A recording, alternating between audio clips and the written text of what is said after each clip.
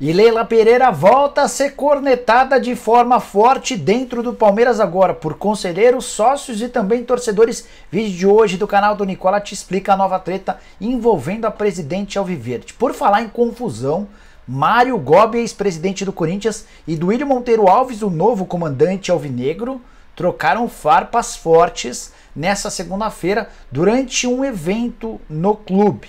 Bora falar ainda sobre Davi Luiz, que vai ter a chance de se tornar milionário em caso de conquistas do Flamengo nessa reta final de temporada. Tem as últimas do mercado, notícia super importante envolvendo Bahia e Grupo City. Enfim, o acordo sairá do papel.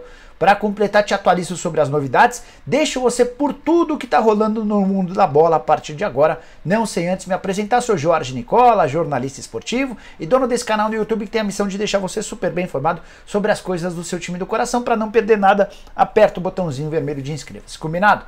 Bora contar que todo esse conteúdo é um oferecimento de 1xBet, a casa de apostas esportivas que todo dia tem cotações legais para você.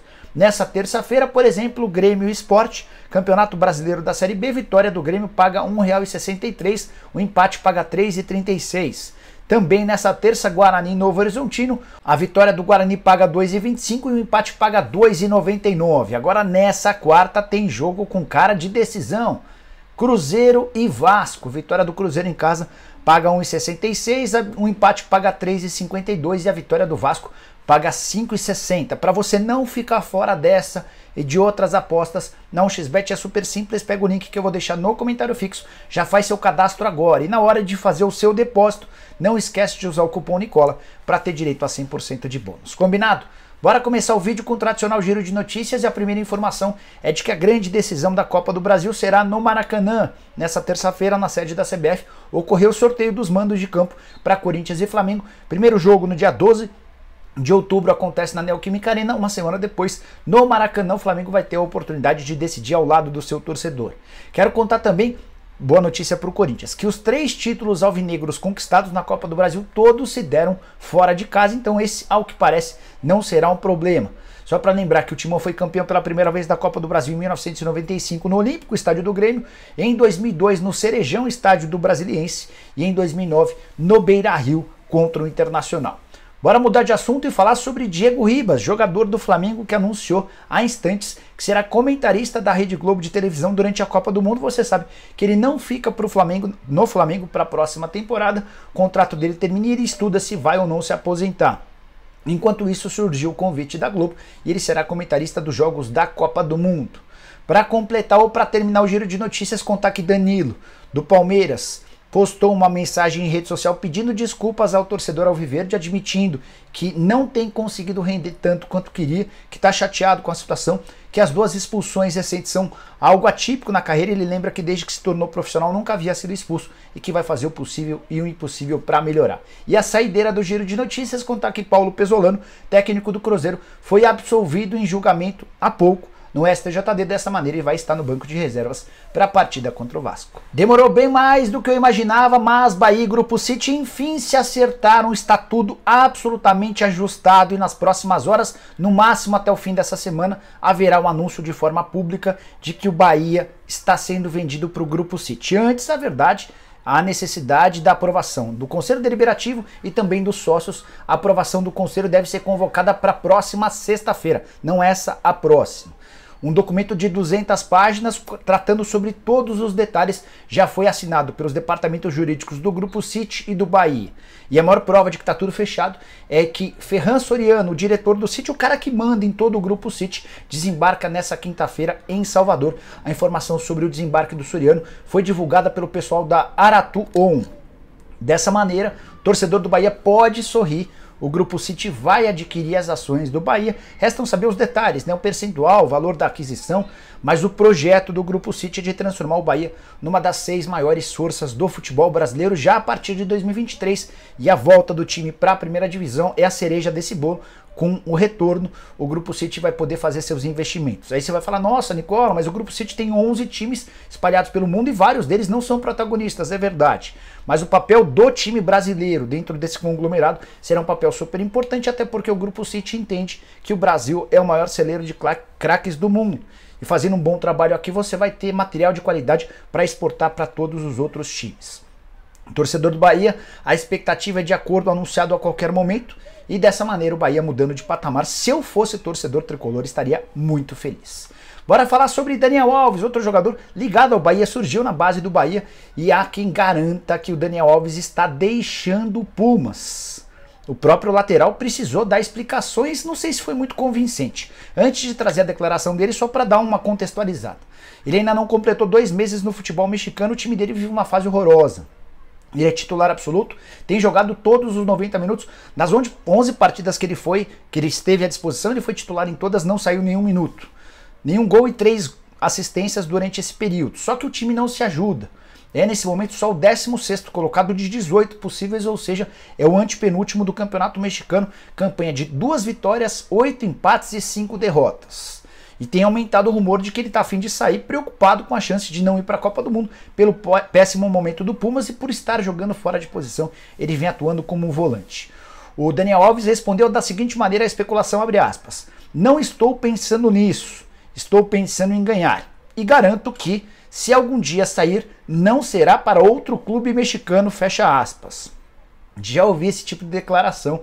O cara preparando o terreno e tentando dizer ao torcedor: "Ah, se eu for embora, fiquem tranquilos que pelo menos não vai ser um concorrente". Se eu fosse torcedor do Pumas, estaria de ouvidos bem atentos a essa história. Mas como ele segue ganhando R$472 mil por mês do São Paulo, isso vai acontecer pelos próximos 4 anos e meio. Ele está bem tranquilo e eventualmente para ficar desempregado. Bora falar sobre o Palmeiras e mais cornetadas a Leila Pereira. Presidente Alviverde tem sido alvo de muita crítica, apesar da chance iminente de título do Campeonato Brasileiro. E o último problema que ela criou para si mesma aconteceu nessa segunda-feira por meio de uma tuitada do Palmeiras em sua conta oficial. O que a Leila fez? Ela pediu que os torcedores do Palmeiras votem na FAM, Faculdade das Américas, uma das empresas dela, num prêmio chamado Reclame Aqui, na categoria Faculdades e Universidades. O texto diz: indicada novamente ao prêmio Reclame Aqui, a FAM conta com seu voto. Acesse o link e participe. O pior vem na imagem, que carrega os seguintes dizeres, abre aspas: "Chegou a sua hora de contribuir com a história da parceria campeã", fecha aspas. O que sócios, conselheiros e torcedores do Palmeiras entenderam é que a FAM e a Leila Pereira, por consequência, confundiram completamente a relação comercial que existe. A primeira bagunça já se dá ao mesmo tempo em que você tem a patrocinadora e presidente do clube trabalhando no mesmo lado, né? Pois bem, mas o Palmeiras não está fazendo publicidade da Faculdade das Américas ou da Crefisa, algo que está estabelecido no contrato que garante R$81 milhões por ano ao Palmeiras. Aqui faz-se uma propaganda para que o torcedor do Palmeiras vote na FAM em uma campanha. E mais do que isso, essa forma de colocar "chegou a sua hora de contribuir com a história da parceria campeã" definitivamente não pegou bem. É só você dar uma olhada nas respostas dessa tuitada, vários torcedores do Palmeiras dizendo que estão votando na concorrência, em outras faculdades que não a FAM, só para que a Leila perca esse expediente. Entre conselheiros a reclamação é grande, mas não há muito o que fazer, não tem como levar esse caso, por exemplo, a uma comissão de sindicância do Palmeiras. A Leila tem se blindado de uma série de detalhes. Para a sorte dela, ao que parece, o Palmeiras será campeão. Isso vai dar uma bela de uma abafada na crise interna, crise que também tem a ver com o preço que ela aumentou dos sócios, mensalidades mais caras, e ao mesmo tempo em que a mensalidade aumentou, de acordo com os sócios, uma série de serviços pioraram. Então tem bastante gente chateada com a Leila Pereira, mas o resultado em campo deve dar uma bela aliviada. Só para contar mais uma novidade envolvendo marketing Palmeiras, o Verdão divulgou nas últimas horas camisas exclusivas para sócios Avante, membros do programa de sócio torcedor. Mas isso também repercutiu mal, apesar da camisa ser bem bonita, o sócio torcedor não vai ganhar essa camisa de graça. O preço é de R$ 349,99. E o que o sócio Avante está dizendo é: tá bom, então você está me dando um prêmio que eu vou ter que pagar R$ 350 para ter acesso? Enfim, não sei se o marketing do Palmeiras anda numa boa fase. Eu queria saber a sua opinião. Use o espaço para comentários e avalie, beleza? Bora falar sobre Davi Luiz. Notícia espetacular para o zagueiro que, digamos, venhamos e convenhamos, vive grande fase. O Davi Luiz tem jogado muita bola. É que no contrato dele com o Flamengo está previsto o prêmio de R$ 1.800.000 para cada conquista rubro-negra. Ele fatura 1.800.000 toda vez que o Flamengo é campeão de um torneio relevante. Você sabe que o Flamengo está nas finais da Libertadores e da Copa do Brasil, ou seja, ele vai poder ganhar nos próximos dias, ainda no mês de outubro, 3.600.000 reais apenas como prêmios. Isso sem falar dos salários dele e também das premiações que ele recebe ao lado dos demais jogadores. Você sabe que toda a competição garante aos atletas uns bichos, prêmios coletivos. Esses 3.700.000, 1.800 para cada conquista, fazem parte de um acordo paralelo no contrato redigido por ele e seus representantes. Só para lembrar que o Davi Luiz ainda não tem seu futuro definido, zagueiro um dos mais caros do futebol brasileiro, ganha na casa de R$1 milhão por mês, o contrato termina em dezembro. O Flamengo prometeu discutir o futuro do Felipe Luiz e do Davi Luiz no fim dessa atual temporada. Acho, para mim, que o Davi Luiz tem a obrigação, o Flamengo tem a obrigação de manter o Davi Luiz, que tem jogado muita bola nessa reta final de temporada, tem sido um papel importante. Como zagueiro e também na construção das jogadas, o Felipe Luiz também evoluiu. Se eu fosse dirigente rubro-negro, renovaria o contrato de ambos. A tendência é que o Fla espere pelas decisões da Copa do Brasil e da Libertadores para formular propostas, até porque entende que os dois não vão deixar o Flamengo para jogar em rivais brasileiros. Imagina se o Palmeiras, se o Atlético Mineiro faz uma proposta para esses dois jogadores, como é que ficaria a situação? O Flamengo anda tranquilo em relação a isso. Bora fechar o vídeo para te explicar sobre uma reunião extremamente polêmica que aconteceu na noite dessa segunda-feira no Conselho Deliberativo do Corinthians. E a treta comeu solta entre Duílio Monteiro Alves, o atual presidente do clube, e Mário Gobi, que já foi presidente alvinegro. Eles já inclusive fizeram parte de um mesmo grupo. O Mário Gobi recentemente, por conta da última eleição, acabou deixando Renovação e Transparência e se lançou como candidato de uma terceira via, acabou derrotado justamente pelo Duílio. Pois bem, durante essa reunião, discutiu-se a possibilidade de uma alteração no Estatuto do Corinthians. O mandato, que é de 3 anos, passaria para 4 anos. E em meio a essa discussão, o pessoal do Renovação e Transparência, o grupo do Duílio Monteiro Alves, debateu sobre a possibilidade desse 4º ano passar a valer já para esse mandato. Dessa maneira, o Duílio e todos os conselheiros eleitos não ficariam só até dezembro de 2023 e teriam seu mandato estendido até dezembro de 2024. Mário Gobi pediu o microfone e detonou o atual presidente.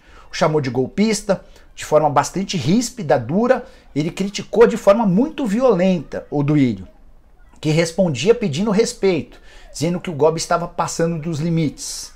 Quem esteve presente na reunião ficou assustado, embora esse tenha sido normalmente o modus operandi do Mário Gobi. É um cara que costuma falar alto, costuma ser bastante agressivo, ele exagera nas declarações dele. Pois bem, houve até um momento de um pouquinho de confusão quando o Mário Gobi lembrou que lá atrás o Duílio e o seu pai apoiavam uma chapa do Paulo Garcia e não a Renovação e Transparência. E aí logo rebateram o Mário Gobi, dizendo que ele também não faz mais parte do Renovação e Transparência, então quem era ele para falar sobre esse tema?